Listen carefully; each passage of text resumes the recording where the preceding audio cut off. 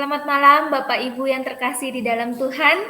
Kita bertemu kembali dalam kegiatan live streaming pelayanan dari Majelis Pendidikan Kristen di Indonesia bidang Task Force Doa dan Konseling. Bersama juga dengan pelayanan dari Bara Digital Ministry.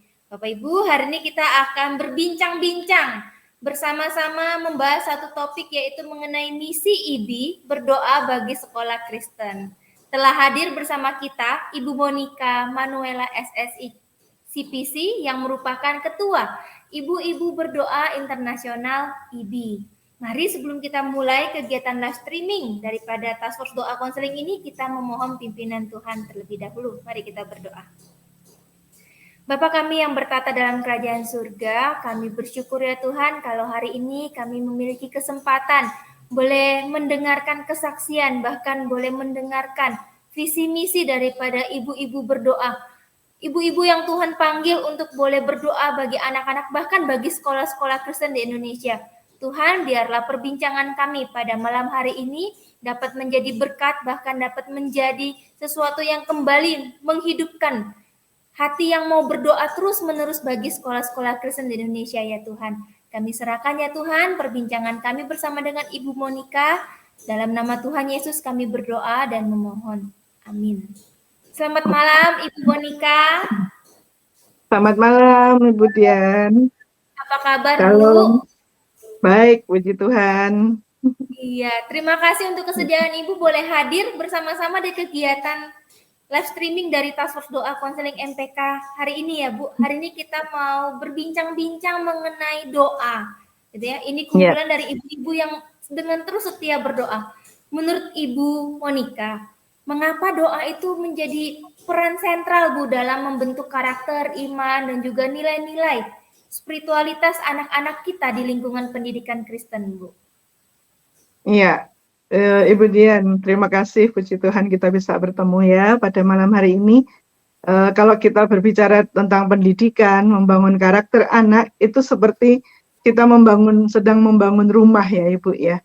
Nah, kita ingat Mazmur 127 ayat 1, nyanyian Ziarah Salomo yang menyatakan, jikalau bukan Tuhan yang membangun rumah, sia-sialah usaha orang yang membangunnya.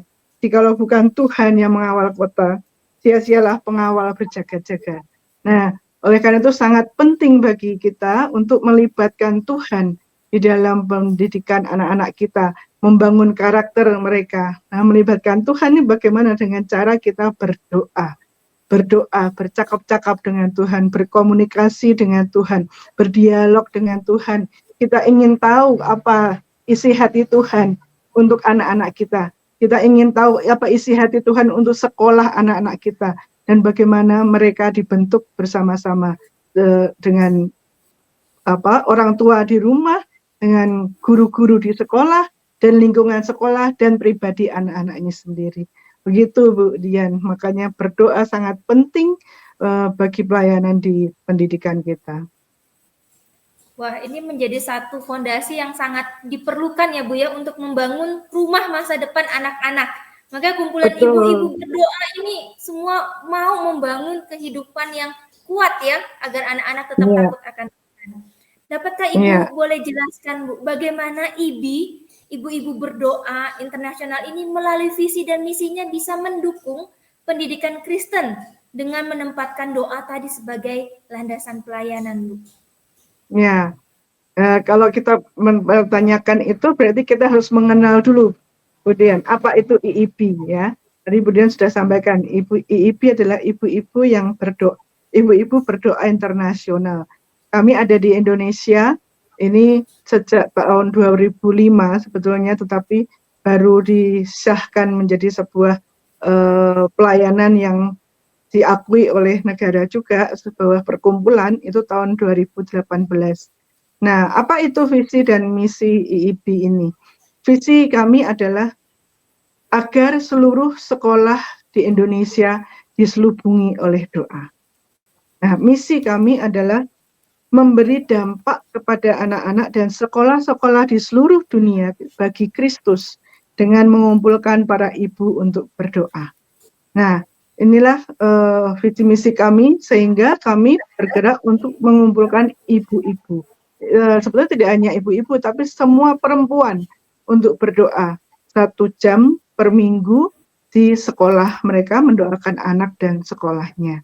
Jadi minimal ada 2 orang ibu sudah cukup Bu Ena, Bu Dian, untuk bisa membentuk kelompok doa di sekolahnya. Tadi kita sampaikan sangat penting ya. Nah, dengan adanya IIB di sekolah, ini ada jaminan bahwa sekolah itu didoakan setiap minggu, minimal 1 jam per minggu. Kalau ada satu kelompok doa, dia hanya bertemu satu kelompok. Tapi bayangkan bila ada beberapa kelompok doa, Ibu. Ya, dan bayangkan bila setiap sekolah diselubungi oleh doa, maka ada jaminan, ada kekuatan yang besar yang memberi motivasi bagi guru-guru dan kepala sekolah, juga semua yang terlibat dalam pendidikan di sekolah itu merasakan bahwa mereka tidak bekerja sendiri, tetapi ada Tuhan, ada orang-orang yang bersinergi bersama untuk membentuk karakter anak-anak kita dan membawa mereka bagi Kristus. Itu yang paling utama, Bu Dian. Wah, ini satu visi yang mulia ya Bu ya, membawa anak dan juga sekolah-sekolah Kristen bisa berdampak bagi Kristus Yesus dan menjadi terang ya Bu ya. Berbicara mengenai dampak ya Ibu Monica, ada nggak satu cerita atau kesaksian bagaimana dampak nyata ini dari kehidupan sekolah yang dibangun di atas fondasi doa oleh orang tua, 2 orang tua atau 2 perempuan yang mau berdoa, guru dan komunitas pendidikan yang pernah Ibu alami nih Bu, pernah nggak? Wah, ya paling dekat saya sendiri ya Ibu ya. Saya tergabung dengan IIB ini tahun 2016 Ibu. Waktu itu saya merasakan anak saya yang kedua itu sedang mengalami masa remaja. Biasa ya Ibu, remaja itu banyak sekali tantangannya dalam diri mereka sendiri, kemudian lingkungannya ya, bagaimana mereka juga mencari jati diri. Nah, ada peristiwa yang membuat kami orang tua dipanggil ke sekolah. Ternyata ada perilaku yang memang tidak terpuji yang dilakukan anak kami, dan kami bersyukur pihak sekolah langsung menghubungi orang tua. Dan waktu itu saya merasa saya tidak bisa sendirian membesarkan anak-anak kami, karena tantangan di luar itu begitu luar biasa. Situasi sekarang sangat berbeda dengan zaman saya sekolah dulu. Zaman saya sekolah dulu mungkin tantangannya hanya bagaimana menghadapi teman-teman saja, tetapi dan sekolah tentu saja ya, bagaimana membangun kebiasaan yang baik, disiplin, belajar. Tetapi zaman sekarang gadget itu begitu merangsek masuk dalam kehidupan anak-anak kita. Nah, waktu itu saya bilang, Tuhan, saya perlu teman untuk berdoa. Dan saya dipertemukan dengan IIB ini yang memberikan pelayanan di kota kami. Saya di Salatiga waktu itu, dan dipertemukan dengan ibu-ibu yang mau mengambil komitmen berdoa seminggu 1 kali bersama-sama dalam doa sepakat dengan format 4 langkah doa. Dan disitulah saya merasakan bagaimana secara perlahan anak saya ini diubahkan karakternya. Kami membawa anak-anak dalam doa kami, sekolah mereka, dan bagaimana guru-guru juga merasakan anak-anak ini mengalami perubahan karakter, termasuk anak saya. Bahkan dia ketika lulus, dia menjadi salah satu lulusan terbaik di sekolah ini. Itu sangat, buat saya itu luar biasa, karena pengalaman ini membuat saya meyakini bahwa kita nggak bisa kerja sendirian. Kita perlu bersama-sama, bergandengan tangan untuk membentuk anak kita dan sekolah. Nah, bagaimana contoh kesaksian dari sekolah ini? Nah, yang sangat merasakan, yang sering kali kami sampaikan, ada satu sekolah di Bangka, Ibu, yang begitu dari awal kepala sekolahnya itu sangat mendukung IIB ada di sekolahnya. Bahkan dia yang menghubungi ibu yang di sana, di sekolah ini di SDH Bangka ya Bu ya. Nah, itu dia memilih satu orang ibu untuk mau berdoa untuk sekolahnya dan menghubungkan dengan kami, IIB. Nah, ketika IIB ini mulai terbentuk, kepala sekolah ini bisa merasakan betapa dia itu ketika mengalami situasi yang down, kan tidak selamanya hidup kita itu baik-baik saja. Begitu juga dalam memimpin sebuah sekolah. Saya pernah menjadi guru, Ibu Dina, dan itu bukan hal yang mudah. Ya, apalagi seorang kepala sekolah. Nah, ketika dia mempunyai kelompok doa IIB di sekolahnya, ketika dia merasakan penat, merasakan berbeban yang berat, dan dia tahu ada pertemuan ibu-ibu berdoa, kadang dia ikut nimbrung, Bu. Dia datang dan dia bisa merasakan selesai berdoa, dia bisa merasakan ada kekuatan baru di situ. Karena doa kami tidak bertele-tele, ya, kita betul-betul berusaha untuk sungguh-sungguh berkomunikasi dengan Allah selama 1 jam itu, dan Bapak Kepala Sekolah ini bisa merasakan saya punya kekuatan yang baru. Saya punya, ini pasti ada jalan keluarnya untuk setiap permasalahan di sekolah. Karena Tuhan beserta dengan kita. Itu yang dirasakan oleh pihak sekolah, Bu, dan terbangunnya lingkungan yang baik, ya, dan bisa dirasakan baik oleh orang tua, juga oleh kepala sekolah, guru-guru yang merasakan, oh, aku ternyata didoain, ya, gitu. Nah, itu satu spirit yang luar biasa. Itu kesaksian dari guru-guru yang kami wawancarai, ya, yang sudah ada IIB di sekolahnya. Mereka merasa ada kekuatan baru gitu dan tidak sendirian. Itu yang paling penting, Bu. Terima kasih. Ini kesaksian yang sangat menggetarkan hati ya Bu, bahwa kadang kan guru, kepala sekolah merasa sendirian gitu ya, Iya. menghadapi tantangan anak dan segala macam, tapi ketika ada satu kelompok ibu-ibu yang mau berdoa buat sekolah, buat anak-anak, itu jadi satu kekuatan ya, bahwa oh saya nggak jalan sendiri. Iya. Ini benar-benar jadinya berdampak sekali ya. Memang sekolah itu menjadi sekolah yang bergantung sama Tuhan ya Bu ya. Betul, Waduh, terima Bu. kasih Ya. sekali Bu Monika buat kesaksian dampak yang nyata di dalam kehidupan doa Iya. buat sekolah-sekolah. Nah tentu saja ya Bu, Betul. waktu awal-awal ini kan ya pasti ada tantangan ya Bu ya, pasti nggak mudah ya untuk bisa menerapkan budaya doa ibu-ibu gitu ya, untuk menyadarkan betapa pentingnya jaminan tadi ya, bahwa Tuhan itu bekerja di dalam sekolah itu. Apa saja Bu tantangan utama ketika mau menerapkan budaya doa di sekolah ataupun keluarga? Bagaimana waktu itu Ibu Monika mengatasi tantangan tersebut Bu? Boleh berbagi? Ya. Terima kasih Bu Dina, benar sekali ya. Saya melengkapi kesaksian saya tadi ya. Kesaksian IB itu nggak cuma satu saya, Bu, tapi ada banyak, dan kami membuat satu bukunya, Bu. Ini baru terbit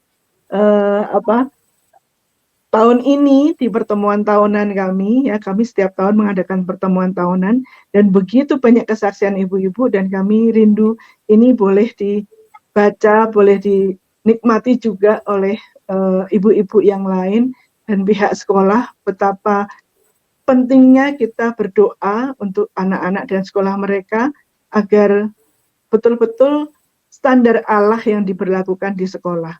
Ada kadang-kadang kita pertentangan dengan dunia ya. Standar Allah tuh kan sangat tinggi ya.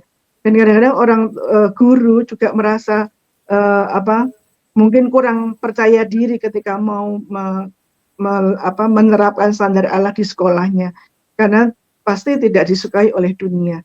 Tetapi dengan dukungan ibu-ibu yang berdoa, dia merasakan bahwa memang standar Allah itu harus diberlakukan di sekolah. Karena kita kita membawa nama Allah, sekolah Kristen ya. Kristen kita tahu adalah murid Kristus. Oleh karena itu standar Allah yang harus diberlakukan di sekolah. Tantangannya apa aja? Banyak, Ibu. Sepertinya pelayanan ini seperti tidak kelihatan ya. Dari awal saya bergabung, senior-senior kami menyampaikan waktu itu bahwa pelayanan ini memang tidak kelihatan, tetapi dampaknya luar biasa. Karena kita melibatkan dengan berdoa, kita membawa kuasa Allah untuk bekerja di dalam apa yang kita doakan. Tantangannya apa, Bu? Tentu ketika kami mau datang, iblis tuh nggak suka ya, Bu ya, dengan anak-anaknya yang berdoa. Ibu Fern Nichols, pendiri pertama IIB, Moms in Prayer International. Jadi sebetulnya kami ini gerakan tidak hanya di Indonesia, tetapi di seluruh dunia. Dan pertama kali itu ada di Amerika, di Kanada sebetulnya, tapi tahun tahun 84, kemudian tahun 85 Ibu Van Nichols dibawa Tuhan berpindah ke Amerika. Dan Ibu Van Nichols menyatakan bahwa dia percaya bahwa panggilan doa ini adalah panggilan tertinggi bagi seorang anak Tuhan dalam pelayanan.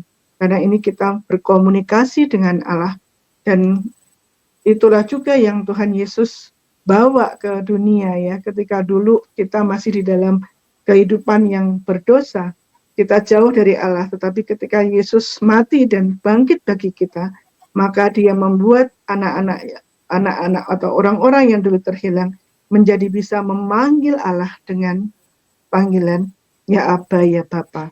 Itu adalah hak istimewa kita untuk mengkomunikasikan apapun menjadi pergumulan kita kepada Dia. Nah, disinilah kenapa iblis nggak suka dengan pelayanan ini. Maka dia akan merecoki para pendoanya, ibu-ibu ya. Tantangannya apa? Satu, pasti menyediakan waktu 1 jam per minggu untuk bertemu secara bersama dengan teman-teman doa ya. Nah, ini tantangannya kalau dari rumah, wah pekerjaanku belum selesai, namanya ibu-ibu ya Bu. Di rumah. Kan nggak cuma ibu-ibu yang di rumah aja, ibu-ibu yang bekerja juga, wah tugasku belum selesai. Makanya kita harus berkomitmen, Bu. Berkomitmen bertemu 1 jam per minggu, menentukan jadwal yang teratur supaya kita tidak bingung untuk mengatur jadwal kita, rutinitas kita setiap minggu. Yang kedua, Ibu, tadi yang pertama waktu, yang kedua itu tadi kemalasan ya, kemalasan. Wah, aku bisa berdoa sendiri di rumah, aku bisa ini sendirian. Ibu-ibu, kita tidak menyadari, kita ini seperti lilin ya. Lilin kalau di satu sudut ya nyalanya satu aja. Ya, tapi kalau kita dipersatukan, lilin itu menjadi panasnya kan jadi lebih kuat ya Bu. Nah ini yang kadang-kadang tidak kita sadari, kita perlu teman supaya apa? Kata Tuhan 2-3 orang berkumpul bersepakat di dalam aku hadir di situ. Ya, nah itulah Bu tantangannya, kemalasan itu tadi. Nah apa cara mengatasinya bagaimana? Ya harus komitmen tadi, kemudian kalau ada gangguan ketika mau berangkat, tinggalkan aja. Nah, dulu kami pertama kali ikut Bu, itu dari rumah ada yang sakit kepala, ada yang sakit perut, kadang-kadang gitu ya. Terus ada yang tiba-tiba berantakan, ada yang tumpah ininya. Terus ketika dia, oke, aku tetap mau berangkat, dia ingat pesan dari senior-seniornya, aku harus berangkat dulu. Sampai di tempat doa itu Bu, itu penyakit hilang Bu. Jadi kalau seperti itu kita menyadari bahwa oh ternyata memang iblis itu akan ngerecokin kita, ya. Nah kalau nggak seperti itu nanti keluarga bisa Bu direcokin juga. Anak-anak kenapalah ya mengalami situasi-situasi yang sebetulnya buat kita seperti tidak masuk akal gitu. Tetapi apa yang menjadi bagaimana kita mengatasi itu? Ajak keluarga untuk juga berdoa. Ajak keluarga untuk juga mengerti pelayanan kita, pelayanan ibu-ibu ini. Nah, dengan begitu suami, anak-anak juga mengalami perubahan sikap berdoa. Perubahan kehidupan doa keluarga juga diubahkan, ya. Nah, itulah yang terjadi. Dan mereka bisa mengerti, oh ternyata kalau saya mengajari anak saya, jadi waktu itu pernah saya ngalamin, setiap ada pelayanan IIB yang besar, maksud kami hampir setiap tahun tuh ada seminar 4 langkah doa Bu. Dulu sebelum pandemi, kami ke kota-kota. Nah, kadang juga di waktu pandemi kita pakai Zoom, ya puji Tuhan.